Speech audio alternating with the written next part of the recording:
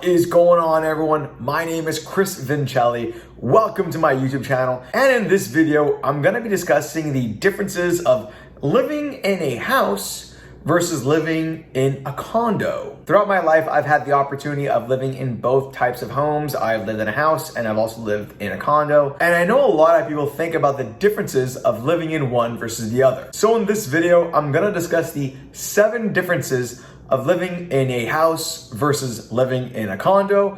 And I'm not gonna waste any time. I'm gonna dive into that right now. Okay, and the first major difference between living in a house versus a condo is, of course, the space. And regardless of what type of house you live in, chances are you're gonna have a lot more space living in a house versus living in a condo. Your typical house might have multiple rooms. You might have a living room, a kitchen, multiple bedrooms, and even other type of rooms like game rooms and storage rooms. You might even have multiple floors in your house. You might have a basement, a main floor, and an upstairs. Heck, you might even have some attic space. So a house offers you a lot more space to live in. In addition, with the house, you might get things like a garage, a driveway, a front lawn, and a backyard. This offers you a lot of living space and can be the preferred option if you live with a family and you need ample space to live comfortably in. Condos or condominiums, on the other hand, tend to be smaller. They're smaller in space. You might have a limited number of rooms within the condo. For example, if you live in a 2-bedroom condo, typically you're gonna have 2 bedrooms, maybe some closet space for each bedroom, and then you'll have a shared living room, kitchen, and maybe if you're lucky, a separate dining room. But aside from that, you're not gonna get that much room with a condo, and that is regardless of whether your condo has 1, 2, or 3 bedrooms. The amount of space in your unit is gonna be limited to its floor plan. So whatever living space you share, chances are it's gonna be all on one floor. Another major difference of living in a house versus living in a condo is your level of responsibility towards things like maintenance. And when living in a house, typically it is your responsibility to maintain that house. Whatever repairs or maintenance needs to be done to the exterior or interior of the house, that is all on you. You are responsible for maintaining and repairing the house. And on top of that, you do need to concern yourself with things like landscaping. You gotta take care of whatever landscaping or lawn you have at your home.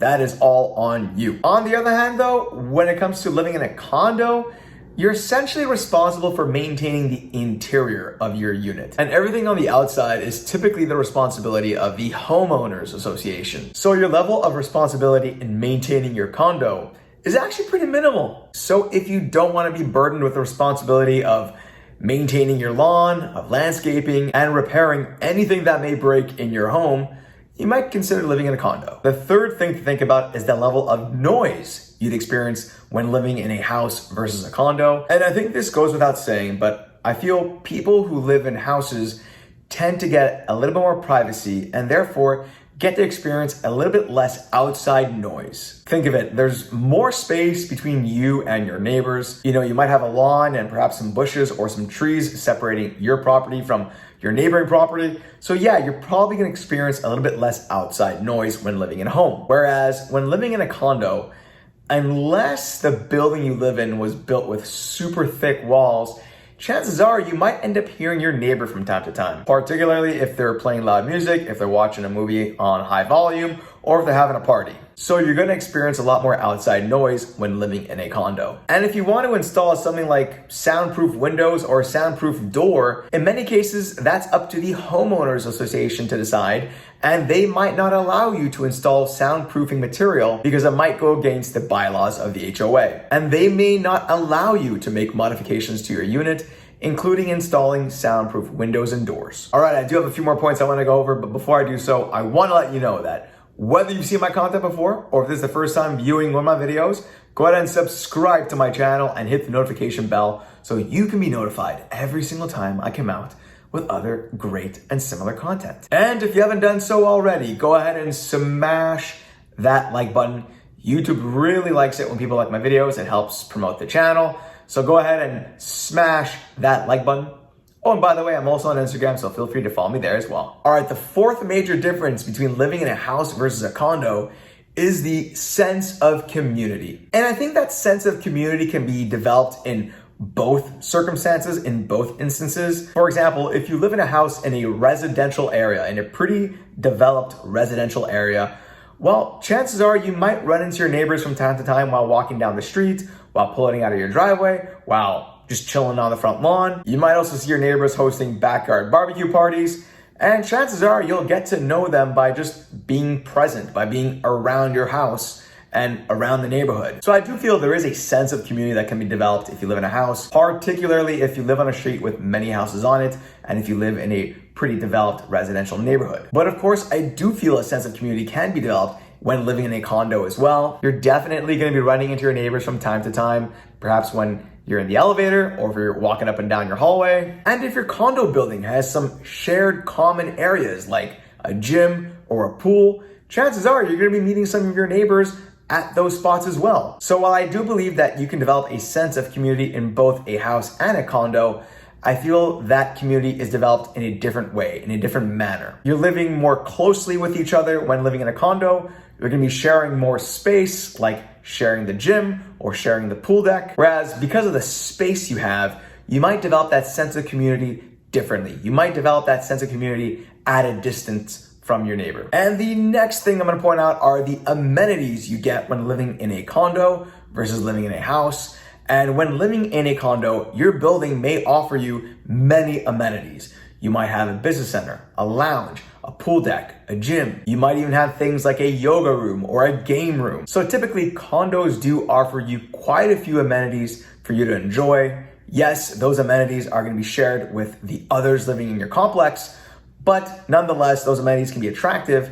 And of course, using those amenities are a good way of meeting other people in your building. Whereas when living in a house, you're typically only going to be able to enjoy the amenities that you have on your property. Now, some houses are located in communities with shared amenities like tennis courts, pools, and clubhouses. But for the most part, people who live in houses typically enjoy the amenities that that house offers, and that's it. All right, the sixth major difference relates to safety. And when living in a condo, you do usually get that extra layer of safety. That is because in order for someone to enter your condo building, they typically need a fob or a key, or they might have to be welcomed by a doorman first. And then when someone enters your building, they will need your permission to come up to your unit. On the other hand, a house simply doesn't have that extra layer of security.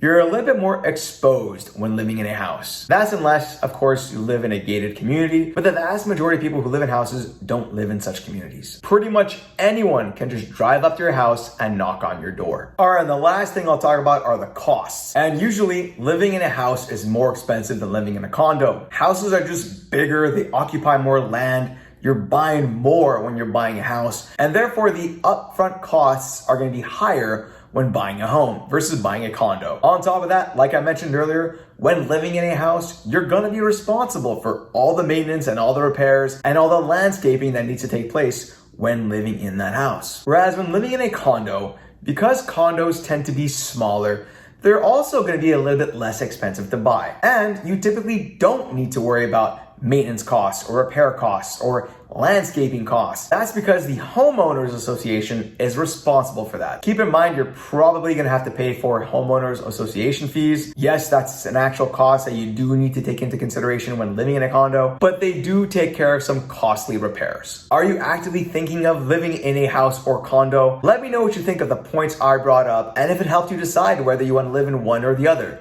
Let me know in the comment section below. I would love to hear from you. And like I said earlier, whether you've seen my content before or if this is the first time viewing one of my videos, go ahead and subscribe to my channel and hit the notification bell so you can be notified every single time I come out with other great and similar content.